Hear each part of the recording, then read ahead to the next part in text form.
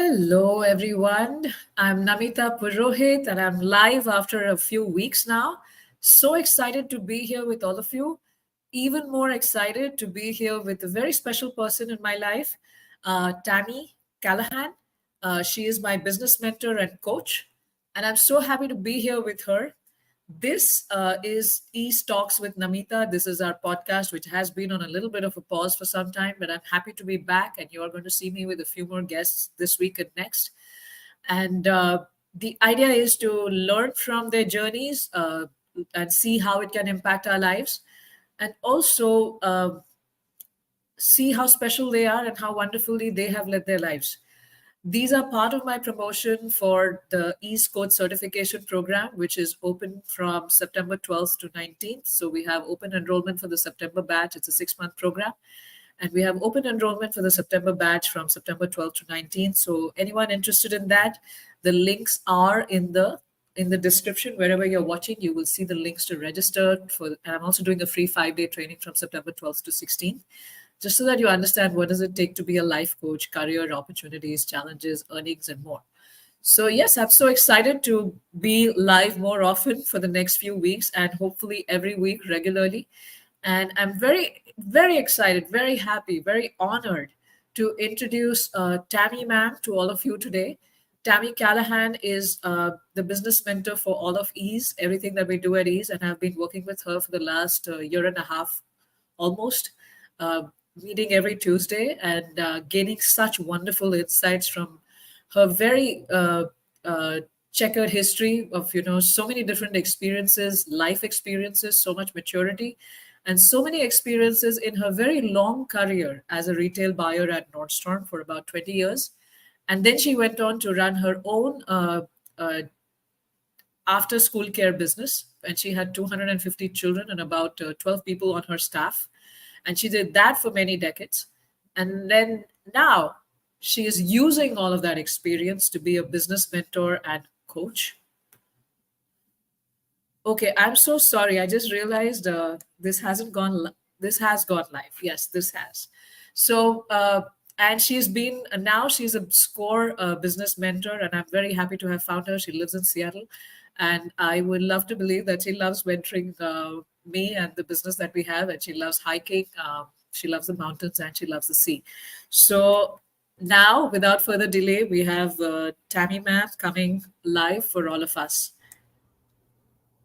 Welcome, Tammy, ma'am. Hello, Namita. Great to see you. Great to see Same you. here. It's a little bit of a different setting than our regular Tuesday videos, Tuesday meetings. Absolutely. Absolutely. Yep. And do you have anything to say to the audience before we start? Any welcome message? Anything to correct me that I've not represented you well? I guess one quick correction. I was a buyer at the equivalent of Macy's, not Nordstrom, so I like both stores. So I think that was great, and it was a fun experience. Um, and I just really I appreciate the introduction, but I mostly want to say how much I enjoy working with you. You have been one of my favorite people that I've ever mentored. Your energy and your enthusiasm has been wonderful, and so it's been really a fun full circle. So I'm really excited to have this conversation and see where we both go with it. Very cool. Thank you. Thank you so much. Hmm.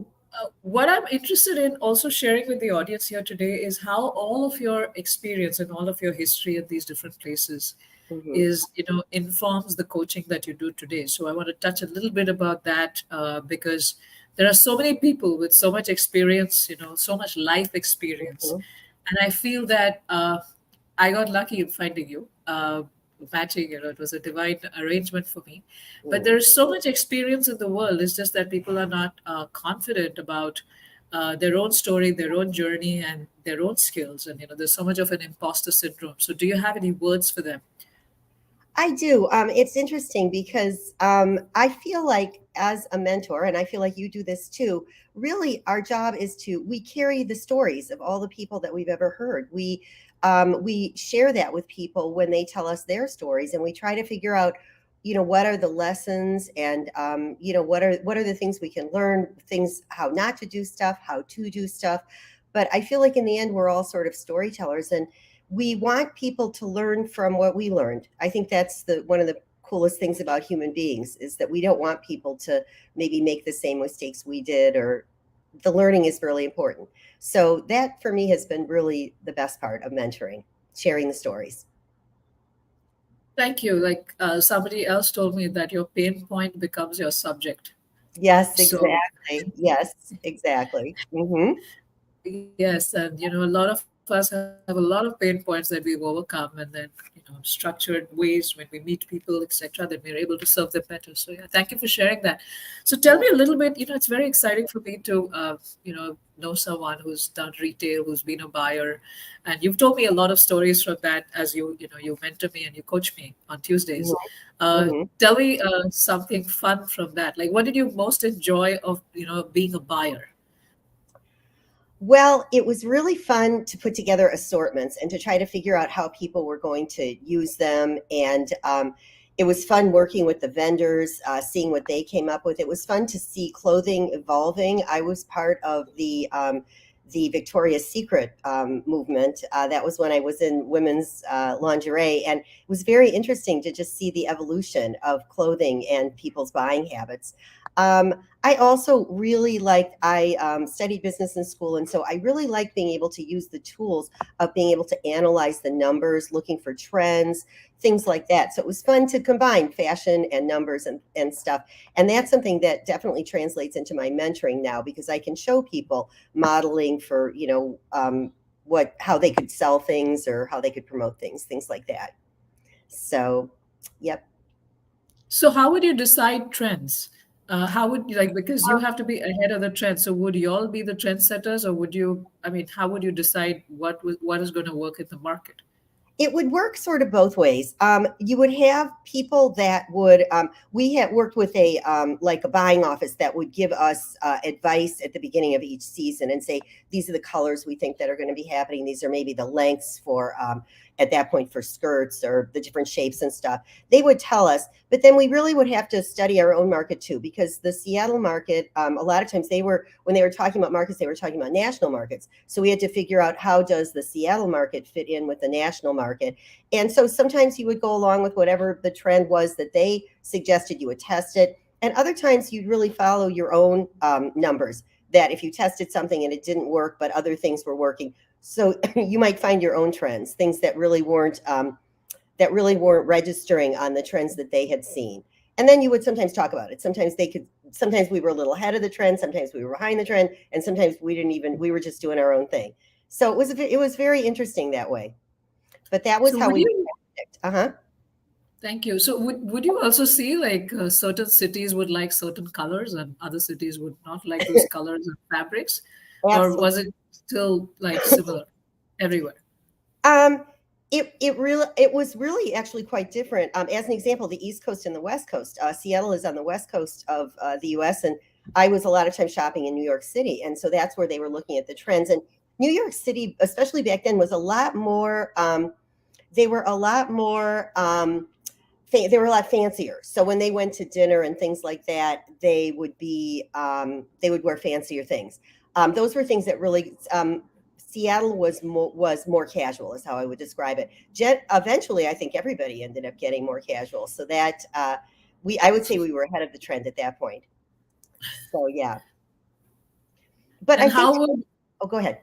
Hmm. No, go ahead, please say. I was going to say, it also brings up a good example, though, when you're running a business, when you're planning your life, when you're figuring stuff out. You look for trends, but then you also have to figure out where do you fit in? What is your thing? So to me, this is a wonderful lesson that we can all think about. That you got to know what's going on, but it doesn't mean you necessarily have to follow it. And sometimes there's an advantage not following it. So there's a lot of balancing, I guess, is what I would say. Hmm.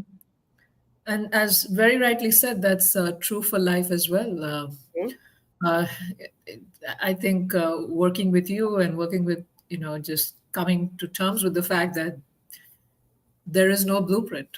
So whether Mhm. that's sales for a buyer, or whether that's life, or whether that's business decisions, there is no blueprint. So how No. can business owners, or how can people be more open about that in their life? Because everyone's looking for security in Mhm. things. Yeah. Well, I think in the end, security is certainly a big part of why people go into business. That's a big part of anybody's planning. But I think that a lot of times you just need to, you really do need to understand why are you doing something, because that's one of the things I think that gets really lost a lot of times when you're planning your own business or thinking about your career. At the very beginning, you start asking that question, but you forget to continue to ask it, and sometimes you find yourself in a position that you're not happy, or you almost can't remember, why am I doing this? And so I think it's really important for people to stop every once in a while and go, especially when you're feeling frustrated or upset about something. Sometimes that's a natural part of business or planning or breaking through. It's part of the challenge. And other times it's just knocking your head against a wall. So you really have to always be saying, is this really something that's bringing me satisfaction? Is this really something that I want to continue doing? Or if not, what do I want? What is my goal now? Right. Yeah. So learning how to navigate as we go and checking in with ourselves, whether it's a right fit for us, whether it's really making us happy, and Yeah. sometimes even if it's not making us happy, it's fulfilling some necessity in life, and that's why we kind of chug along. So that's nice. Thank you for sharing that. So you did a lot. You did buying at various levels, and you grew in that area of your life. And you did that for about 20 years, Mm-hmm. and then you switched to having your own business. Mm-hmm. uh, would love to know more about that decision. Like, what made you do that switch? And then you went to something which was after school care, totally Mm-hmm. different buying. Nothing to do with fashion, nothing to do with clothes. It was, dealing with human beings and children and parents and and not just in a small home-based way. You had 250 kids with only a staff of only 12 people. That's big. So tell me more about that. Like, what made you switch and do such a radical switch? Absolutely. Well, first of all, I highly recommend that you do a midlife switch where you do something completely different. And generally, how it works out is you fall into it. And so that was exactly what happened to me. I went one day to the principal at my son's elementary school and mentioned that it would be nice if they had after school classes. And he told me, go ahead and research it. And then we started asking people, and everybody pretty much wanted daycare. So the next year, I went out and got my license and opened a daycare, and it was a little fraught because I really had business background, which is great for just about everything, but I didn't have any child development background. I had 3 children of my own, so I had some personal experiences, but it was really mind opening and growth. It was a big risk. It was scary. It was everything you would have thought it would be, but in the end, it ended up being so great, and I realized in the end it was a great match for my skills. So it was just a funny thing to fall into. But my hunch is that when you get to a certain point in your life, you find that you are more likely to fall into something that's a good match for your skills, whether you knew it or not, just because you're maybe a little more open to try something. So I've known a couple people, and I think that for a lot of people, it is sort of a normal to have a big midlife career change. But I really breathed some life back into your life. And yeah, it was very challenging, but it was worth it. It was just great. Thank you. Thank you for sharing that. So you did that just because you wanted to have a forced midlife change, or Um, was there anything else driving you? it wasn't as conscious as that. I was not happy in my career at the end, in the 20th year. And so I was ready to move on. And I was a stay-at-home mom for a couple of years, which was really nice. That was a nice experience, and it was good for our family. But I really wasn't sure what I wanted to do next. So that's why when I fell into this, it was sort of a big surprise. I probably would have stayed more in the business world, to be honest, just because that was so much my trajectory. But once again, it's sort of fun to let life get in the way sometimes and just go with what comes at you.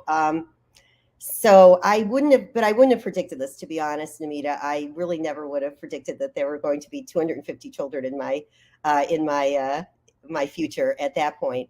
But it worked out. It was really great, and it was a lot of learning. There was also an advantage about going into a career where I didn't know much about it. I felt like we were willing to try different things in a way that probably if I had been in that for 20 years and then opened it, I may not have been as willing to take as many risks, and I probably wouldn't have leaned on my staff as much. So in a funny way, my lack of expertise put me in a great position to really appreciate my staff and to really try new things. We didn't know, and so that ended up being really fun and working out well for us.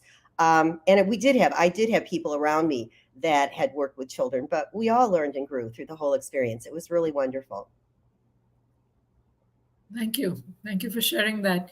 And then you Hmm. did that for how many years? I did that for about 20 years.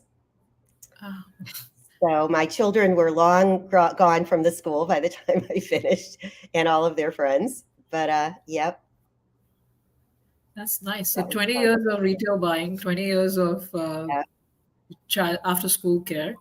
yes. And is there any, I mean, any funny stories about or any things that shaped any experiences with children or their parents that shaped your thinking or that forced you to, do things that you didn't want to do? Any anecdotes from that? Well, I learned something very important about loving your customer to start with. And actually, it was really interesting because I learned a little bit about the hierarchy of business in a way that I wouldn't have expected. I went in. I philosophically always went into business of my own, saying that my staff was the most important piece of the business. That was a little different philosophy, certainly in the children world. Most of the time, they said the children were the most important piece. But I felt was that if my staff was happy and interested in what was going on, that they would, that the children then would be happy, and then the parents would be happy. So I felt like it was a good cycle, and I thought that for my business that worked out very well, because it was something that we could always be working on and looking at. And I think my staff really appreciated it. I think sometimes, especially in the childcare world, the staff gets sort of shuffled to the side and everyone else's needs get met first. And then it ends up being very hard for everyone to be happy. So I like that. I thought that was great. Lots of learning there. Um, and I love the kids. I think what made it very interesting was any kids that had behavior issues, who generally are the ones that everyone finds annoying or frustrated or challenging, we really tried to flip that around and get super interested in that child and figure out, why are they doing what they are doing? What are they doing? And what we found was that they ended up being the most interesting children to us. And so it was really how we oriented our attention that made a big difference in terms of making the job interesting for the staff. So we learned a lot about that and families. Parents and kids are wonderful, and it was great. One of the big advantages, though, and one of the big learnings that I had was the school I worked in.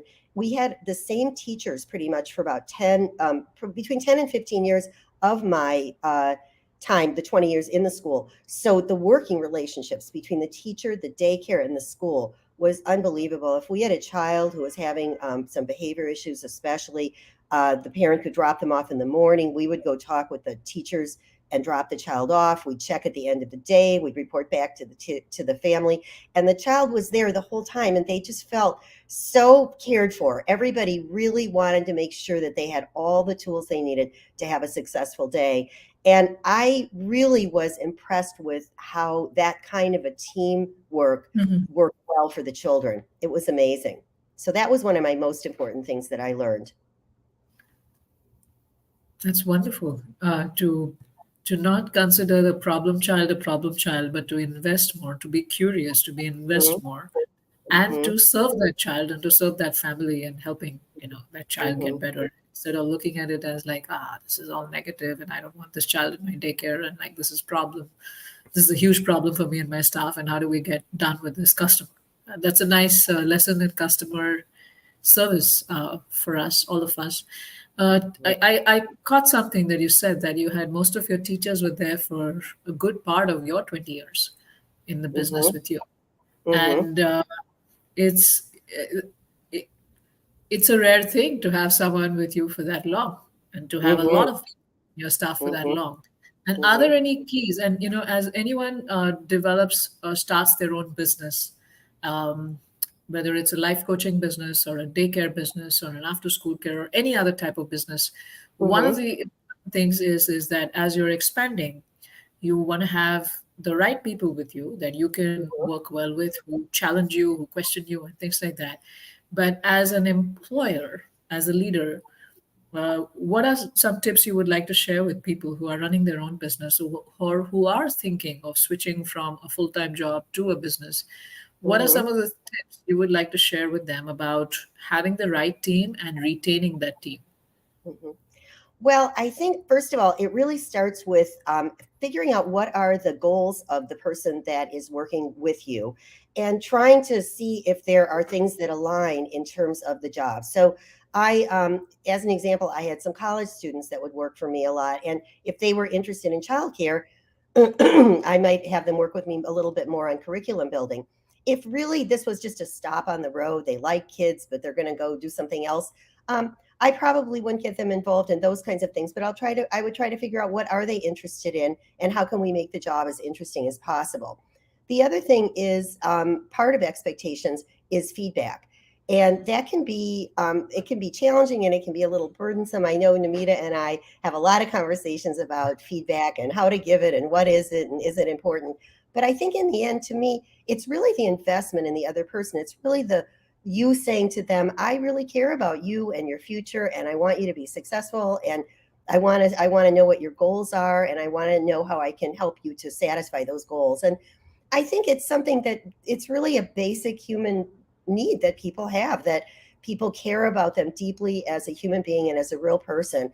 And to me, that's another really important part of the whole process. You want your staff to be successful. You want your children to be successful, or whoever your clients, your customers.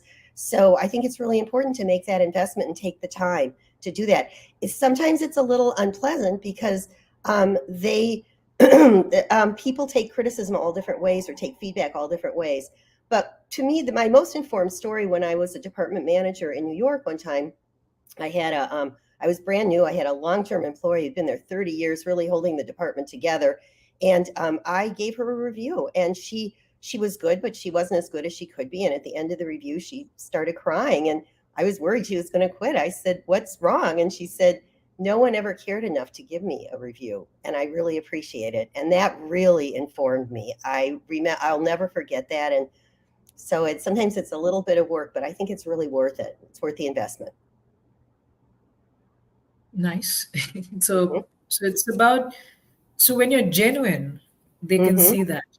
Hmm. Even if they have different ways of taking feedback, but when they see that you're genuine and you really come from this place of, I care about you in a Hmm. way, not just for this company's growth, but I truly, genuinely care about you and your growth. When they Right. feel that, then they're open to receiving, they're open to giving, and they're open Mhm. to staying. They are Is and that they a can. story? I have one sort of a little different story where I had an employee who I would give feedback to, and she would cry through the whole evaluation. As a matter of fact, I hardly could get through it. And this went on a couple of times, and I just jot down, she's feeling really emotional. Years later, she invited me to lunch, and she wanted to thank me as a person who she said changed her life because I just kept trying and kept trying to give her feedback, which eventually she was able to take. But I really appreciated that she acknowledged that that was worth the effort for her and me. At the time, I'm sure I was just shaking my head, going, I don't know why this is so hard for her, but I really appreciated in the end that she acknowledged that it was a good thing. So, That brings me to another point. Thank you for sharing this story. It's inspiring me to ask you this question. hmm. Is that, when you're in a position of a coach or a leader, Hmm. uh, and there's always new stuff happening, Hmm. because there's no blueprint for the business. There is no blueprint for the different employees. They don't come with a blueprint like, here is my map, and this is, if you put this input, this is what you're going to get out of me. Hmm. And there is just no blueprint. There is no way. So how to know that you are doing the right thing, Hmm. for yourself, for the employee, for the customer, um, Hmm. in all those interactions that we have. Uh, and it's like you're coaching all the time. You're Hmm. coaching yourself. You're coaching your customers to buy your product because they need direction too. Then you're coaching your customers to use the product. You're coaching your employees to do their services. You're coaching the employees to help them grow in their own, areas of growth, and also as human beings and as people, and for their own growth with or without the company. Uh, Hmm. are there any guiding principles to be sure as a business owner about what you're doing? because a lot of times I don't know what I'm doing. I'm just going and I'm just figuring it out along the way. I may ask you some questions and get some ratification of what's happening and what I'm thinking.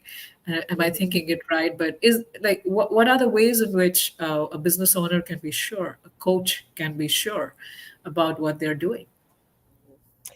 Well, Namita, it's interesting because I brought this. I've mentioned this to you before, but I really see you as the conductor of an orchestra and trying to bring out the best in each of your instrumentalists. And I feel like you just do a lovely job with that.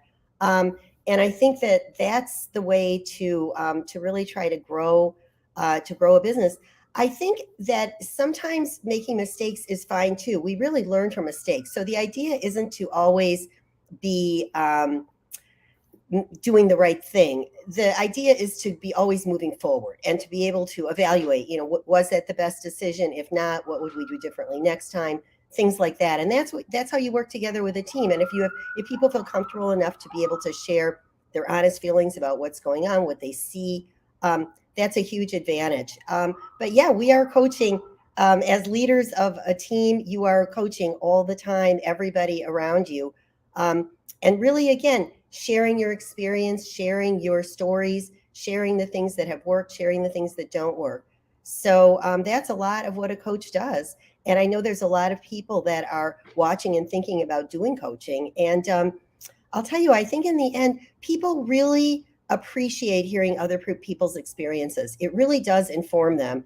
And it's almost like, in a way, having the experience without having to completely live through it. You don't have to make the same mistakes. You can do it differently.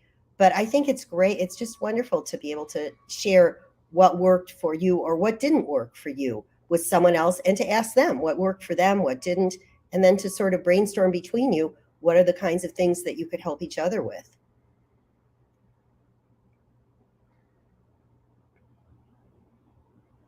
Oh, your microphone. Yes. Oh, yeah. Uh, and we yes. So what I'm gathering from this is that we're not. It's not about that you have to be right all the time. You just keep doing and keep learning and keep moving forward.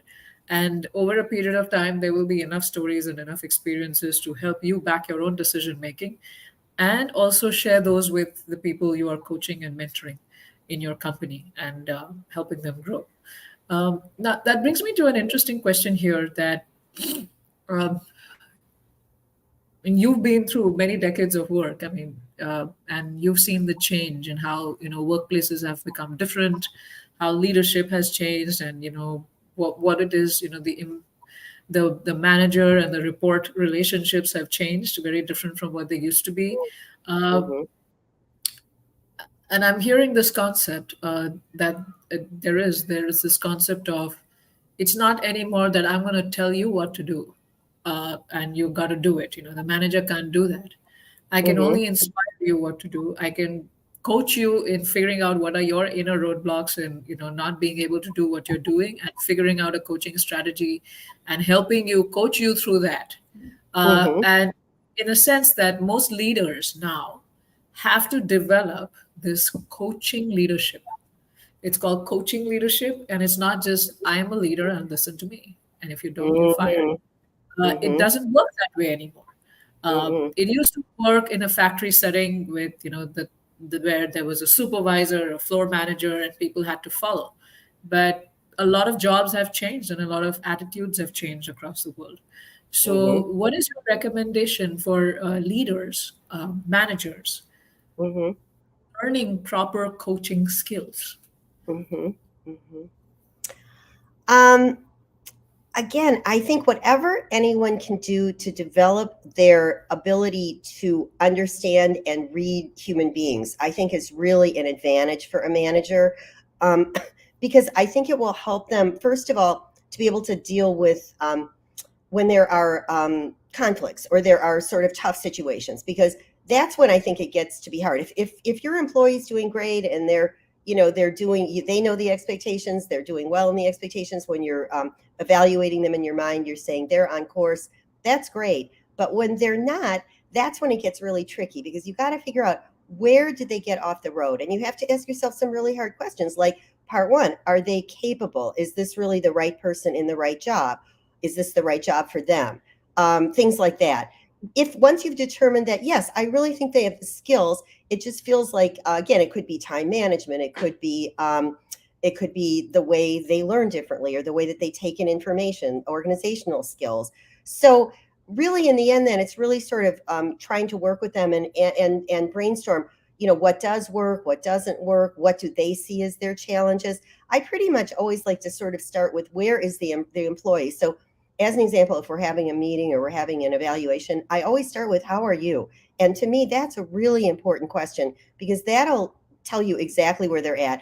99% of the time, people are really transparent right away about I'm not in a good place. I am, there's a lot of times it's external, something's going on in the background that you aren't even aware of. But sometimes just having that awareness, it creates empathy, it gives you a little bit more patience, and then you can really move forward.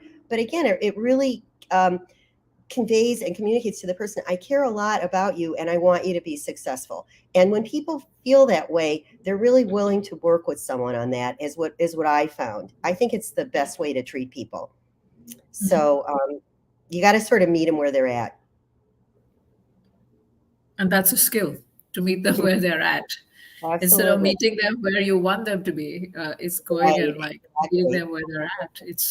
Yeah. It's like when you're dealing with children, sometimes you have to like go down and be at eye level with them, Yes. instead of like trying to expect them to like be at where you want them to be. So yeah, that's wonderful. I think Exactly. that's my take home. You meet them where they're at, and how Hmm. these coaching skills are very important.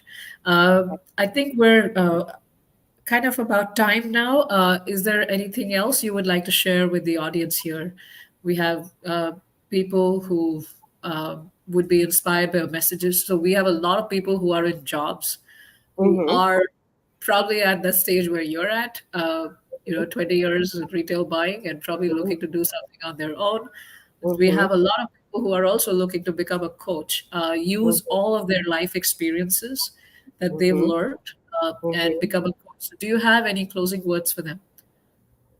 I think it would be very satisfying for anyone that's interested in being a coach to be able to share their life experiences with people. I know I've really enjoyed it. I've very much been enjoying watching you, Namita, grow your business and share your life experiences. I feel like it's very gratifying. And I highly encourage people, especially if you're unhappy, there is no reason to be unhappy. I was certainly unhappy. Generally right before you're ready to leave someplace, that's when you get the most unhappy. But use that as a diving board to get to the next place. Like really be brave about it and really think about, what do you like doing? What would you like to do for the next 20 years? And look at it that way. The first time we don't always have choices because we sort of fall into things. But the next time you could be a little bit more intentional or just take the risk, things like that. But yes, I hope people will join in the coaching that you are teaching. I think you guys are doing a great job. And I think it'd be a very satisfying career. Very cool. Thank you. And also for those who are currently managers, coaching skills would be handy for them as well, and even for parents and even for Absolutely. everyone. Absolutely. Yes. Absolutely. Great. Thank you so much, Tammy ma'am, for your time. I know my the team is very excited because in our internal meetings, which you're not part of, I keep talking about, no, Tammy ma'am said this, and we're going to do it this way. This is what I learned from my Tuesday meeting, and this is how we're going to do it.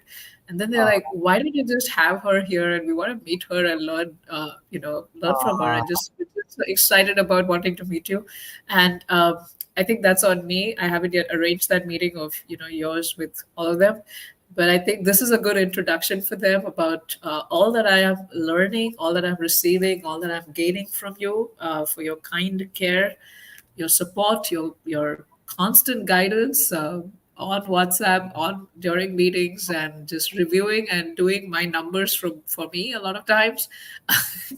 That's not a fun place for me, to do numbers, to track numbers, and you force me to do things which I don't like to do, or those are not part of my focus. And I'm just so grateful to you because you help me see things differently, which I won't have been able to do on my own. So I'm very grateful to you that you are my business coach, and I gain and I learn so much from you, and you give so much to me in such an unconditional and an uninterrupted, unmotivated way. Thank you so much, and thank you so much for being here also.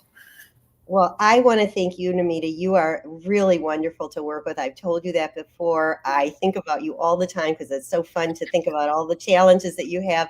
And I want to compliment you. You speak so highly of your staff. I look so forward to meeting them.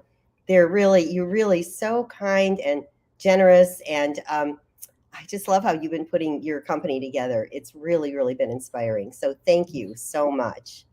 Thank you. Thank you. Thank you so much.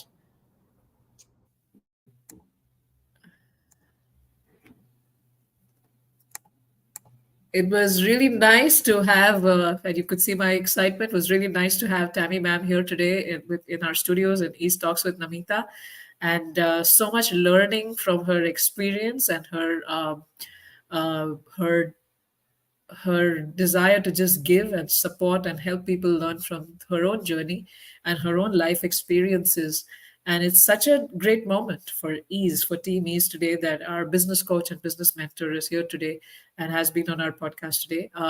For those of you who are looking to use your life experiences, your career experiences in coaching others, I invite you to consider joining my free 5-day training from September 12th to 16th uh, on life coach career, opportunities, challenges, and earnings. And I say life coach career, but that is valid even if you want to be an exec coach, a narcissistic abuse recovery coach, a success coach, a performance coach, a family coach, parenting coach, relationship coach, and whatever you want to do. So we have a 6-month coach certification program called the East Coach Certification Program that I have developed, and it's run by me and the team. And what makes our coaching different is we draw from Eastern wisdom also a lot. That's our main basis. That's what makes our coaching different. We draw from Eastern wisdom and Western psychology, and we have a 6-month program for that, with the next cohort opening. Enrollments open from September 12th to 19th, and as promotions for that, I'm doing a free 5-day training on the topic I mentioned. And if you're interested, you can register wherever you're watching this. The description has the link. The description of this live podcast has the link, and you can watch it. And you can register for that training. You can also get all details about the program and the fee and the testimonials and all that stuff. So I look forward to seeing many of you inside. I look forward to meeting many of you in that 5-day training. And thank you so much. And I'm always very grateful to Anir Agarwalji, who's always there, always supporting all my posts, all my programs, all my lives. And I'm very, very grateful to you for your support, Anil Agarwalji. You've joined from Facebook. And thank you so much. And thank you, everyone.